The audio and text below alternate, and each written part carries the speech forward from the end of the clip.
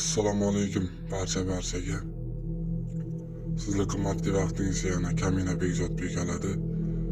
Bu hikoyani yurakka bo'shlar, homilador ayollar eshitishi man etiladi. Hikoyani eshitib o'zingizda salbiy o'zgarishlar sezsangiz, men javobgarlikni o'z bo'ynimga olmayman. Men sizdan ogohlantiryapman. Buni aynan qo'rqadigan insonlar eshitishi man etiladi. Men sizdan ogohlantirdim. Xullas, tayyormisiz? Men hikoyani boshladim.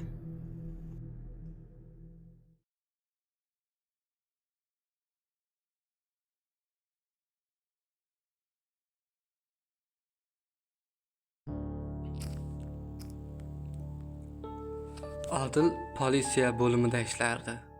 U detektiv ishquvar bo'lib, ko'plab jinoyatlarni ochardi.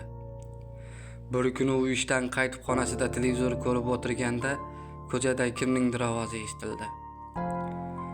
Muzqaymoqqa kelib qoling. Muzdekkina va eng asosiysi tekin. Muzqaymoq tarqatuvchining ovozi ancha bo'g'iq eshitildi. Odil ichida o'yladi. Qaysi ahmoq tekinga muzqaymoq tarqatadi? Hozir tekinga mushuk avtobusga chiqmaydi-yu. U shunday o'ylagancha yana televizor ko'rishda davom etdi.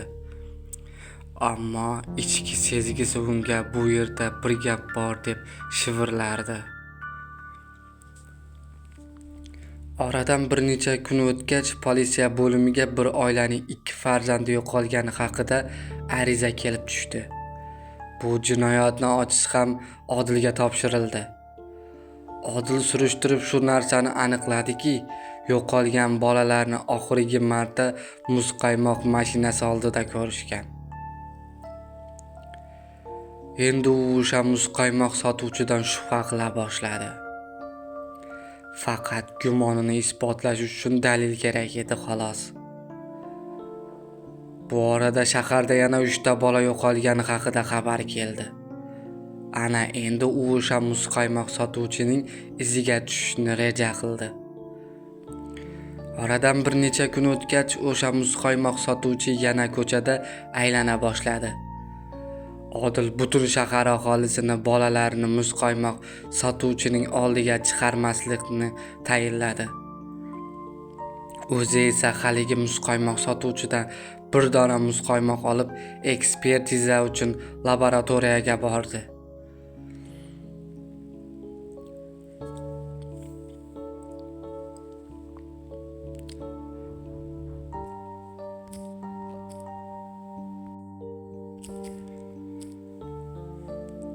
Odil muzqaymoqni laboratoriyaga xodimlariga bergach, biroz tekshiruv natijasini kutib qoldi.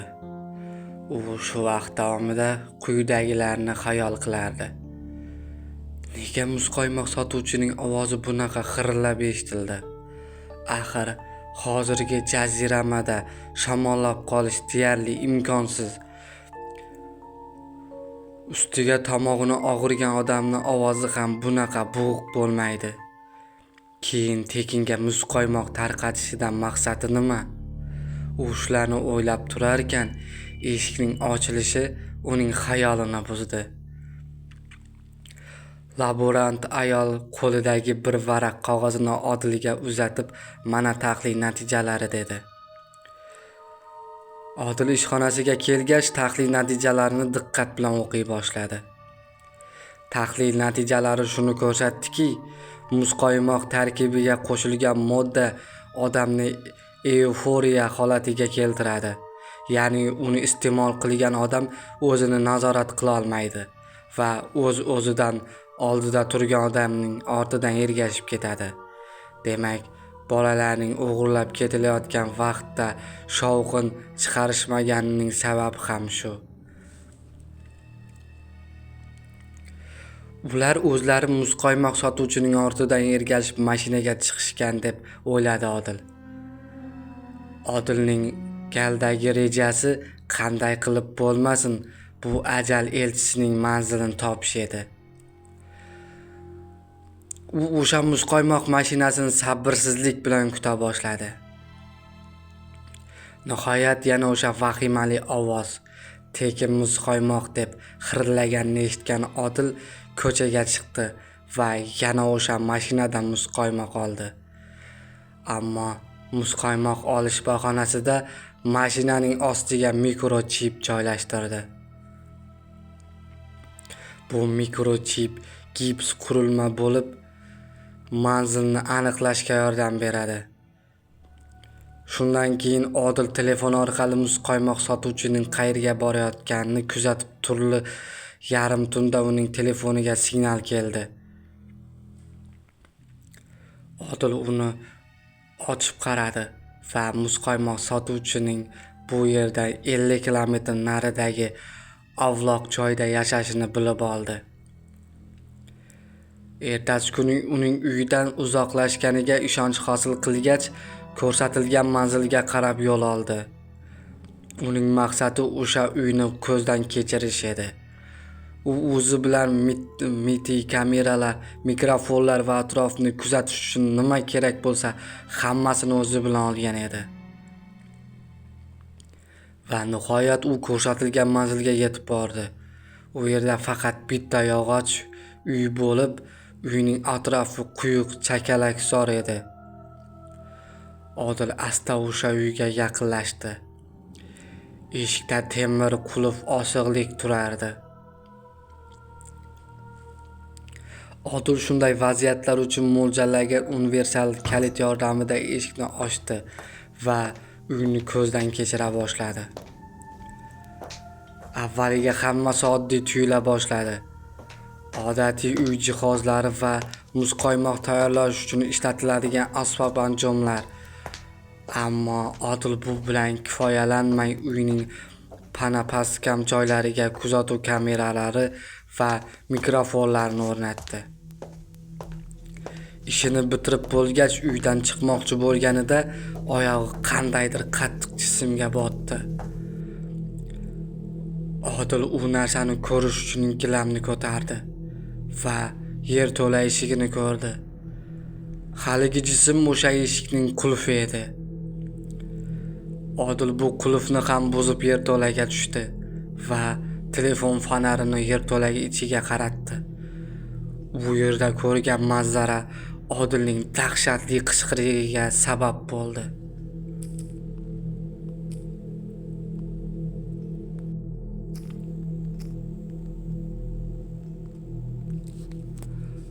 Odil u yerda ko'rgan manzara quyidagicha edi. Hammayoq qonga belangan va badbo'y edi.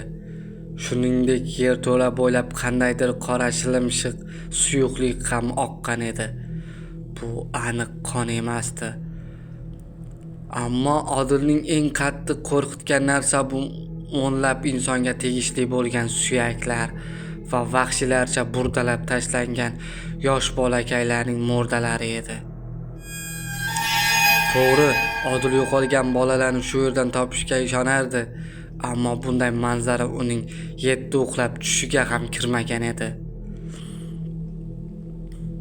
U atrofida sochilib yotgan kiyimlardan shuni angladiki, bu burdalangan murdalar aynan bir necha kun oldin yo'qolgan bolalarga tegishli. Odil vahima ichida shoshilgancha yerto'laga ham kamera o'rnatdi-yu, tezlik bilan kulbadan chiqib mashinasini bor tezlikda haydab ketdi. Odil ishxonasiga kelgach, boshlig'iga barcha ko'rgan kechirgan voqealarni aytib berdi va isbot uchun suratlarni ko'rsatdi. Polkovnik Mahkamov Odilning gapiga ishonmay, rost bo'lsa barcha kameralarni meni kompyuterimga ulang dedi. Odil shunday qildi.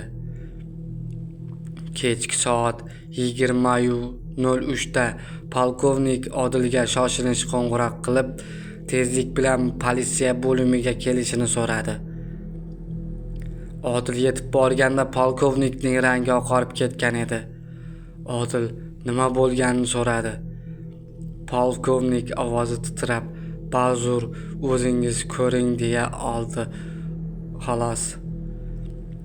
Odil kompyuter qarshisiga keldi va kameralar uzatayotgan tasvirni ko'ra boshladi. Kamera tasvirida haligi muzqaymoq sotuvchining qo'lida ikkita katta qora paket ko'tarib uyga kirib ketganini ko'rindi. So'ng uyning ichida chiroq yondi. Haligi kimsa sekingashib yerto'la eshigini ochmoqchi bo'ldi va qulf buzilganini ko'rib kirib yubordi. Bundan polkovnik Mahkamov va Odil seskanib ketishmadi deb, chunki bu ovoz yer yuzidagi birorta jonzotga o'xshamasdi. U bir sakrab yerto'laga tushdi va u yerda ham chiroq yongach, Odil ko'rgan manzarani polkovnik ham ko'rdi. Haligi kimsa paketlarni ochdi va ichidan burdalangan inson tana a'zolarini ola boshladi. U niqobni yechganda polkovnik ham Odil ham qichqirib yuborishdi, chunki uning boshi insonniki emasdi, go'yo kaltakesak boshini eslatardi. Qo'llari ham go'yo daraxtning shoxiga o'xshardi. U paketdan maydalangan inson organlarini ishtaha bilan yerdi. Polkovnik bu yog'iga chidab tura olmadi va zudlik bilan maxsus tayyorlangan qurolli otryadni chaqirdi va kulbaning koordinatasini berib maxluqni yo'q qilishni buyurdi. Maxsus tayyorlangan qurolli otryad u yerga yetib bordi va kulba eshigini buzib kirib maxluqni qurshovga olishdi va qo'lingni ko'tar deyishdi. Ammo maxluq ularga qarab xunuk kula boshladi. Qurolli kuchlar maxluqqa qarata o't ochdi, ammo o'qlar unga chivin chaqadigandek ham ta'sir qilmadi.